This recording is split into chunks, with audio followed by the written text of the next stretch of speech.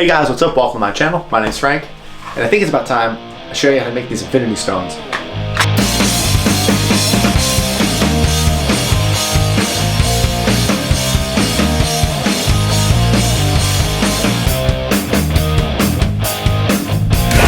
More specifically, resin cast them. This has been a question that you guys have been asking for months, ever since I really started this project, and these came out pretty nicely. Now, these are resin cast Infinity Stones based off of 3D prints. And through this video, I want to show you exactly how I made these stones. This is DO3D's Mark 85 Infinity Gauntlet, or the Mark 85 Gauntlet. It's not the Stark Tech, it's not the actual Infinity Gauntlet, but it's how to actually resin cast. Through this tutorial, I'm going to be showing you how to make the stones and the arc reactor on my Mark 85 and how I made that. So it's going to be the molding, it's everything you're going to need, and you can apply this to a multitude of things, not just these Infinity Stones. However, they do look pretty good. So we're going to hop into the garage and let's get started. So to get started, there's actually a couple things you're going to need to get your hands on, and I'm going to go over all of this, and I'm going to kind of cover a lot of the steps we're going to do during this before we actually start, because I want you guys to understand everything that goes into this. First up is the resin epoxy. This is a crystal clear high gloss epoxy, and you're going to need to do some research on actually what brand to get, because every country is going to differ. And are you getting it from Amazon, a hobby store? So just do your research and figure out what you're actually going to want to utilize. This had some really good reviews on Amazon, so this is what we're going to go with. Next up is this Easy Mold silicone putty, and it's made exactly for this. It is resin safe, and that's something you really need to pay attention to when shopping, because if it reacts bad with resin, it's just going to ruin the whole project. This is what it dries like once it's actually been applied to the mold. It's a little rubbery, it's nice and smooth, so the resin actually pops out. The next thing you want to get your hands on is some mixing cups and some little wooden sticks. It was a suggested item when buying all this stuff, so I just grabbed it. The next thing you're going to want is room to work. This stuff is toxic. Resin is very bad for you, and you're going to want to be in a well ventilated area and have proper respiration. You can never over plan with this stuff. You really want to take your time, get everything laid out, understand what you're doing, why you're doing it, and you're going to want to do some tests. Now, I've gone and done the tests I need to, but at the end of this video, you'll better understand what you need to do in order to get this stuff to work.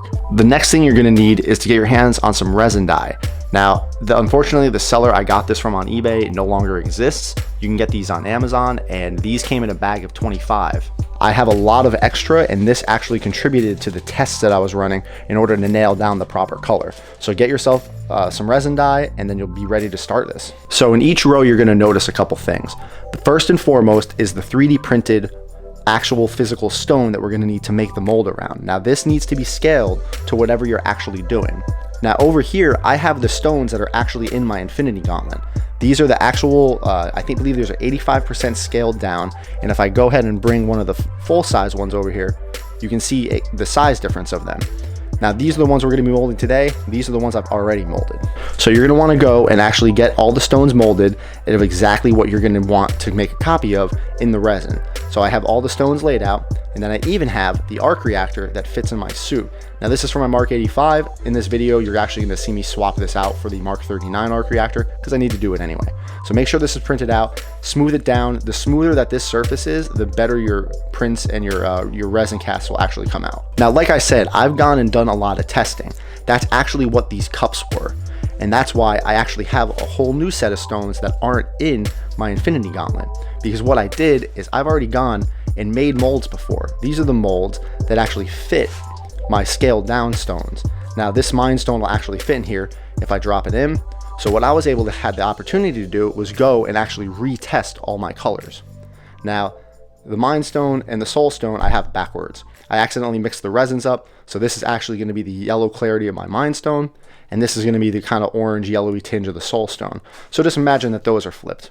But as you can see, the Space Stone, the Power Stone, especially the Time Stone, all came out absolutely wonderful. So this was a part of the testing phase. Now, there are a lot of dyes, and obviously if you only have one red, you can use that. But I had a couple blues, I had a couple greens, I definitely had a lot of yellows. And you can actually mix this stuff together and test it out in the cup. You don't need to use much, and you can let the bottom of it dry, and it's probably going to come with a lot of extra cups. So just feel free to mix some up, drop some dye in there, and see how the color comes out. Because again, this is going to be a very good indicator of what it's going to look like. The first thing we're going to now go and do is crack open our mold, and we're going to start making actual molds for the full size Infinity Stones and the arc reactor, and that'll be in the next shot. So what I've actually gotten done is actually wrote on the bottom of each one of these what stone they belong to. Now, obviously, this is very specific to what you're doing. This is clearly the Mind Stone, and this is clearly the Time Stone. But the other four are very easy to mix up. Not that it would matter after you actually resin cast them, because these are all the same size, but again, make sure you have organization and you can tell what's what. So this mold is actually super easy to use. It comes in 2 containers. There's instructions all over it, and it's an equal 1 part to 1 part mixture. So however much you mix together, that's, you're gonna equal that out, and it actually cures in 25 minutes. I'm gonna leave it for a day just to be safe. Now what I'm gonna do, I'm gonna go and divide each tin into roughly 7 parts. 1 part's gonna be a little bit bigger than the other because I need it for my arc reactor. So you're gonna have to kind of play around with this and eyeball it. So I'm gonna leave just a little bit over here. That should be enough. I believe this is about the weight that I used for the other arc reactor. They feel about the same. And then I'm gonna divide this into 6 parts, probably a little bit bigger on one of them. Now a good way I can figure out if I have enough to make the mold is, do I have enough to cover the stone in one whole shot? So I'm literally just pressing it over the actual stone, but you don't want to press too hard because you don't want to cut through it and have the object sticking out of it. And this is very clearly more than enough to cover it with a flat bottom. And depending what you're actually going to do with this is going to depend on how much you need to wrap around it. I want to have a flat bottom, that's why I'm going to use a nice flat surface, but I know this is plenty enough to cover this. So then what I'm going to do is I'm going to go and divide this bit in half, and then I'm going to match it with the white. Now I know this is enough to cover the stone. Once I'm ready to actually make the mold, I can mix those together and we're good to go. I'm going to go through and do that to all these other ones.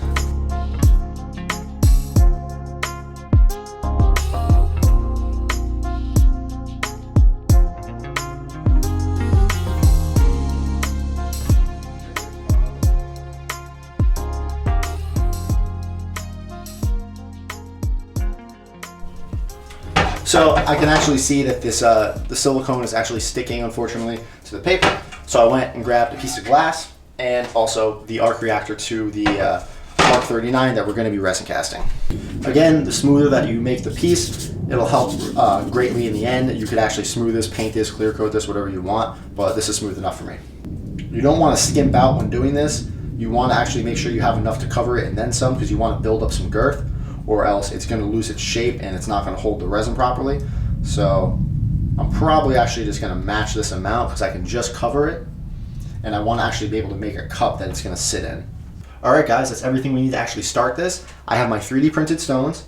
I have all my measurements kind of laid out, and again, you can take as much time as you want with this. You have all the time in the world as long as you don't mix these together, so make sure you have enough. Now, when I actually make the stones, I want to keep the bottoms flat, so I'm going to actually use the glass to push and mold around it, and I'm going to leave them exactly where I push them. The arc reactor is just going to be a little bit different because I got to make sure that it is a little bent and I don't want to get silicone underneath it. So I'm probably going to be able to lift the tray up and look around it, but this is all very specific and dependent on what you're doing. Let's get started. You're going to knead it all together until it turns one color.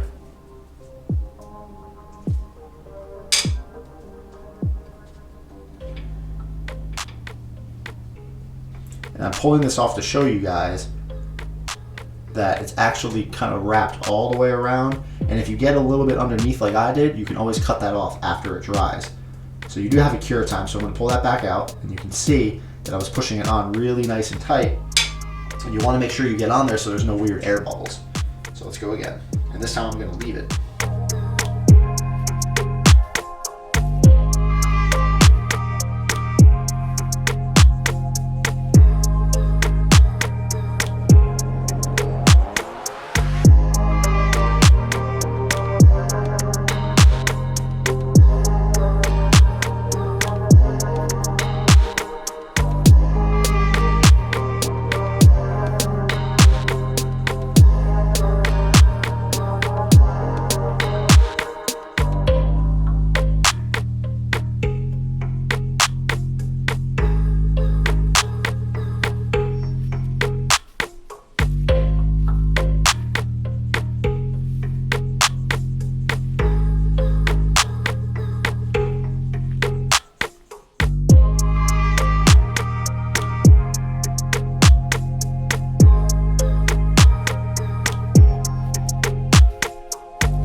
Okay, everything looks like it's surrounded. I was really careful about pushing around the edges, making sure there's no air pockets, starting from the top and just smoothing it down. Now I'm gonna actually lift this glass up. This is the added benefit of using this glass. I'm glad I went and got it. I can actually take a peek underneath and make sure everything looks good. All right, this looks all good. I'm gonna let this dry for a little bit and we'll move on. All right, it's been 24 hours and these were dry a while ago. I actually came back in and touched them a little earlier in the day, but I haven't popped them out yet. They've actually released pretty nicely from the glass. And we're gonna pop these out and see what they look like. So first off, right here, I wanna just show you, you guys can see right there, there's a little bit of a gap. And since these aren't going in my glove, these are just gonna be for display. I'm okay with that, but let's pop these out. Oh, they released perfectly, look at that. So now we have the negative mold, and this can go right back in. Wrong way. So that fits right back in, and like I said, there's that little gap. I'm not too worried about it. That just means that the resin is just gonna spread and fill more. And actually, I'm actually okay with that because these 4 stones actually look very similar in size. Just the color is different, but that'll actually make this one a little wider. It's actually the power stone, so that'll be a real nice purple they'll come out as. So let's pop these out. And I gotta make sure I keep the stone with the mold, because once it's out of the mold, I won't be able to tell these 4 apart. Now, if you guys were only wondering how to make silicone molds and you know how to use resin, you can stop watching here and just go do your own thing. But if you want to go through the whole process with me, then you're more than welcome to. Wow, this mold is so much bigger than the other Mind Stone mold I have. I can actually fit it in there. Obviously, I won't be able to have to mix this one up. That's pretty obvious. Now the arc reactor. So there's a little bit of an overhang here. And this came out perfect. Look at that. Nice solid mold. It'll give me it'll give me a nice baseline to work with. And I don't know if you guys caught it, but while I was doing this, I took a box and I actually pressed down on the top of this because I didn't want this to be round. If the top of this was round, it would wobble and move, and it could possibly actually kind of bend out and expand. I didn't want that. So I made sure the top of this one was flat, very similar to my Mark 85 arc reactor. And actually, I think I put something on top of this to push it down. This way, when it's flipped over and full of resin, it stays stable and it doesn't spread out. But what I'm gonna do right now with the razor is I'm gonna go and trim some of this overhang right there, just to make sure it's actually just a pocket and there's nothing that's gonna affect the resin. All right, that looks great. I think it's time we crack into it and start mixing up our resin. So we have everything laid out. Now, when doing something like this, quick and clean setup is crucial. Understand every step you're gonna do. Don't try to kind of half-ass it. All right, let me do this and let me start this. Understand the whole process and get everything laid out. Now, in terms of the resin, there are a couple different resins you might run into. This is more of an automotive casting resin, and what this has is the resin itself and then a very small hardener, and depending on how much resin you pour, that's how much hardener you use. The resin we're gonna be using here is a straight 1-to-1. It's a perfect weight to weight ratio. So when you're measuring it, if you fill it up half, you fill it up the rest with this. And it's a simple mixture. So make sure you read the instructions so you understand exactly what resin you're using. Now I have everything laid out very nicely here. I have these little foam blocks to help actually keep the molds nice and level when I'm pouring them, because I don't want them to move. So get those set up ahead of time. I'm not gonna, from this point on, I'm pretty much not gonna be touching these. I'm just gonna be filling them with the resin. I have the proper stones behind them so I can remember what's what, label them however you need. I have the dyes laid out directly in front of them. And what I'm gonna do is I'm gonna take the resin, mix it into these cups. I'm pretty much gonna fill these 2 cups up over here, mix them really nicely together, pour them back and forth, get them very mixed up. And then I'm gonna go, once they're activated, now I'm on a time limit. Then I'm gonna pour them into each cup and pour about approximately what I think I'm gonna use. Add the dye, mix it, pour it. Add the dye, mix it, pour it. And we're gonna go through, fill all these up, and we're gonna, then it'll be a little bit of a waiting game. Now, these resin dyes have been sitting out for a little while. I haven't used them, well, quite a bit. So make sure you shake them up and you make sure they're all stirred together. Let's start.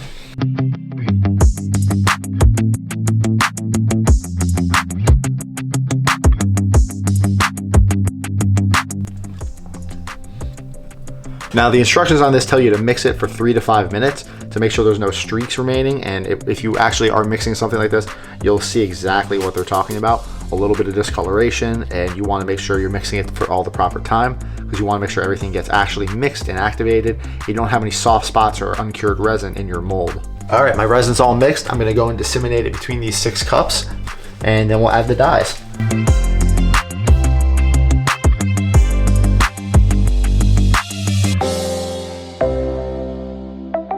Okay, so I don't feel like I mixed enough for the Mind Stone, so I'm gonna go ahead and mix just a little bit more real quick. All right, we're all mixed up. Now it's time to add our pigments and pour. Real quick, what I'm gonna do though, is since I have my old Infinitystone mold, I'm also gonna pour some in here. Now these are my scaled down ones that actually go with my actual Infinity Gauntlet, and I'm gonna recast the stones onto this one. But real quick, I need to figure out which ones go to where. All right, I got them all figured out. They actually just fit back in like a glove. So let me make sure I put these into the right spots. Now I'm only gonna do this if I have enough left over, and I just should barely have enough. The Mind Stone might be cutting it close, so let's mix it up. Now, since I already did my testing, I know exactly how much I need to add for each pigment. I'm adding 4 drops of this purple, and that's gonna give me a very, very nice purple pigment right here. So this is crucial to your little testing phases that you're gonna need to utilize. What I would suggest doing is maybe drop some in, stir it, see how it looks against the light, and then rinse and repeat. So right when this is mixed, I'm gonna go ahead and pour it. Now for the Soul Stone and the Mind Stone, I need to go much lighter with that. I'm actually only gonna use 1 drop, maybe 2. A little bit on the yellow side, we're gonna add 1 more drop.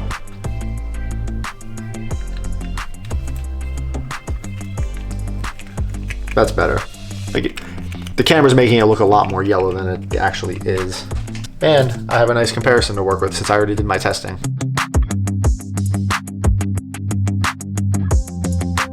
As you pour in, you want to go slow. You don't want to overfill it too quickly, so it has time to level out and build up slowly. I'm only doing 2 drops of blue for the Space Stone.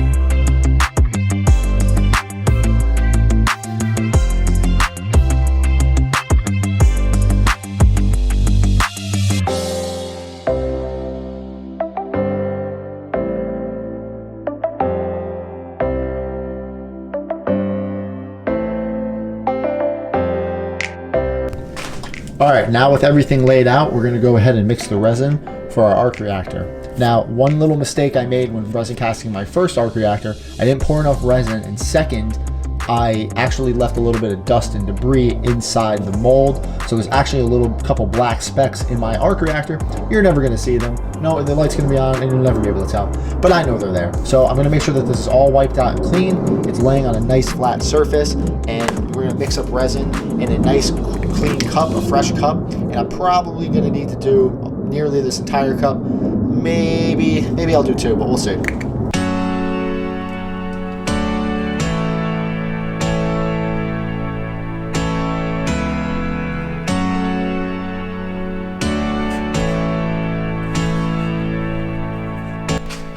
Now, I've never used this resin before, this actual epoxy resin, and it says it's bubble free, so we're gonna see how these start to set.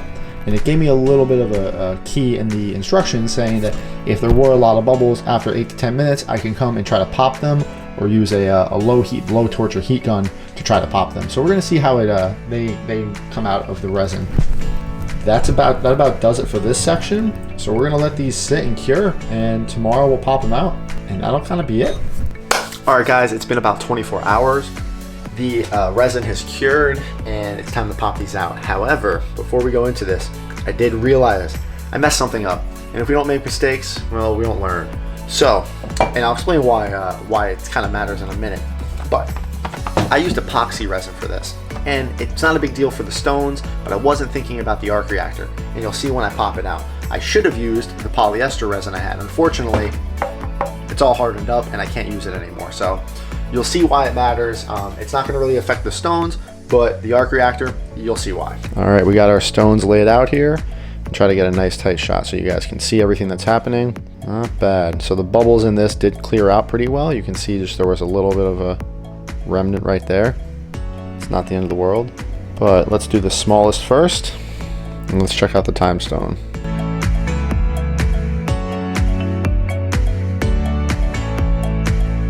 That came out real nice. Let's go ahead and pop the rest of these out.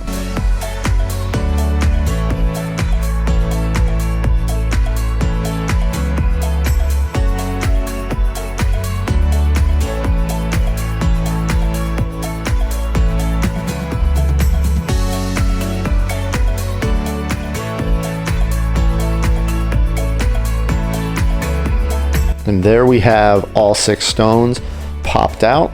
Now they're a little hazy because of the type of resin I used and for the fact that they weren't printed in the best clarity. If I was to zoom in on these, you'd actually see some of the layer lines, and that's how much the detail transitioned over into the silicone mold.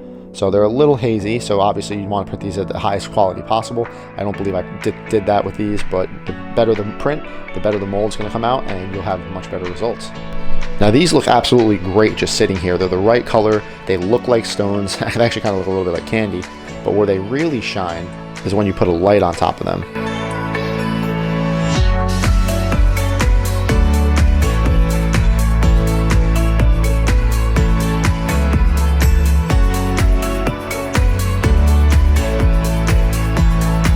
Now that's kind of the main point of doing this, is this way they look the proper color when the glove isn't on, when the LEDs aren't on. But even if you don't have LEDs, they're still the right color. And you can use just standard white LEDs behind them to illuminate them and still get that same effect. Now I want to go and pop out the other smaller ones that I resin cast too. Look at those. Those came out great. And they're just a little bit smaller. Like I said, I believe they're about 85%, and they came out perfect. So here they are, guys. Carbon, or in this case resin copies of the 3D printed stones, and you can utilize this for basically anything you want, any type of little clear bits you want to make. And now I have these molds, I have my 100% molds and I have my 85% molds, so I can continually fill these, I can produce more of these, it doesn't matter. Now a couple things I want to talk about closing is where I messed up on the arc reactor, why it doesn't matter about the stones, and why these ones over here look so much nicer. So these are the epoxy resin stones, and if I put it next, these are the same exact stones, I just throw an actual gloss clear coat over these, and yes, you can clear coat these, and it made a world of difference for clarity. So don't be afraid to test some things out, especially on like the blue stone, the space stone. It came out absolutely beautiful. So those are still wet, I literally just sprayed them, but they'll dry pretty nicely, and they'll actually dry very similar to these ones down here. Now these ones are very clearly a lot more shiny, but these don't have a clear coat on them. This is the polyester resin. This is the harder resin that I cast the stones with when I was testing. This is the epoxy resin. Now epoxy resin does cure softer. If I really squeezed hard enough, I could bend these. Not going to do that. Where this does unfortunately impact me was on the arc reactor. And again, it was a dumb mistake, but I'll pay more attention next time. But now I get to show you what epoxy resin is. It bends. It's a much softer material, and while it can go back to its normal shape, you can see that this arc reactor is not crystal clear, and I was going to wet sand and buff and polish this. I can't do that on this because it's like a softer gel material. But what I did do was go and take that failed arc reactor from my Mark 85, and I actually wet sanded and polished half of it. I put a piece of tape on it, and while this was a failed cast, you can see all the imperfections in it. That's why I didn't end up using this one. It was the first time I had resin cast this. You can see the clarity difference. I can actually see through the bits that actually, took the wet sanding. And I'm not going to go too much into wet sanding and buffing and polishing. If you really want good tutorials on it, go research how to clean up car headlights, get that clarity to restore car headlights with wet sanding. But what you do is you start off with a higher grit sandpaper. In this case, I use 240, and you keep the part wet with some water. You literally run it under water. And then you sand until it's nice and smooth with that sandpaper. Then you go up to a higher grit. I went up to 600, then I went up to 1,000, and then I went up to 1,500. And you can see in these pictures, as the clarity starts to improve and improve, you can actually start to see through it. And this is the arc reactor on my actual Mark 85. And it works beautifully, but you need a nice smooth surface to do that. That's why I didn't actually use this one, because it was all pitted and destroyed. This did come out smooth. This is a very smooth side. This side had a lot of air bubbles, but if this was actually the polyester resin, I would have been able to actually just sand that down, buff and polish it. Now the last thing I did with this, once I was at a high enough grit, about 1,500 to 2,000, I actually took some automotive rubbing compound and just went to town on it. And this is, rubbing compound is like liquid sandpaper. As you start to use it and basically wax on, wax off, it's going to break down and actually move into a higher grit, and it actually starts to get rid of the scratches that even 2,000, 3,000 grit sandpaper can't get to. And then I hit it with a little bit of polish. Now I can spend all day talking to you about wet sanding. I might just do a separate tutorial on it, especially with my clear coating and buffing polishing video coming out. So please stay tuned for that. But that's where I messed up there. But if this is the resin casting process, this is all you need to do, and then you can then start mass producing these. You can make them any colors you want, and they come out absolutely beautiful. That kind of does it for this, guys. There's a lot more I could go over, but it's things you're gonna kind of have to learn. You really just need to get out there, get the silicone mold, get the resin, get the right resin, and just start experimenting. It really doesn't take up much space. It's not that hard to do. It's really just making the jump and starting it. Now, I apologize for messing up with the epoxy resin versus the polyester resin, but I'm kind of glad it happened so you guys can see the difference and why it matters on larger pieces and not so much smaller, little more intricate pieces. With this, you really can make anything. You can make eye lenses for a helmet. You can make stones, gems, any little accents or details you want to color and make look a little more real. I have some pretty cool projects coming up that are going to need a lot of resin casting, so maybe I'll make a continuation of this video with maybe some more advanced techniques like displacing and making special molds that you can actually hollow out and stuff. So we'll get to that maybe in another video, but this is really the basics you're going to have to utilize, and a lot of stuff can be had on eBay, Amazon. I'll throw in some links down below, the stuff I use, but again, I'm in the UK, so things are going to be a little bit different for getting access to if you're in the States or if you're somewhere else. So just keep that in mind, but at least you can see maybe pictures of everything that I use for this. I'll also include a link down below for a really good wet sanding tutorial for getting that kind of clarity out of resin prints, so that can kind of help you guys out, and maybe eventually I'll go and make my own, but for the time being, that should suffice. If you guys haven't already, if you could subscribe, that'd be really, really super cool. This one's been a long time coming. People have been asking me about this for months. I'm sorry it's taken so long to make, just there's been a lot of other stuff going on. So hopefully this helped you. I really appreciate you guys watching. If you have any comments, questions, concerns, whatever the hell, drop a comment down below. I promise I'll answer it. I answer everybody. Or hit me up on Instagram or Twitter or Facebook or wherever the hell you found me. I think that just about does it, guys. Thank you for watching and have a good day.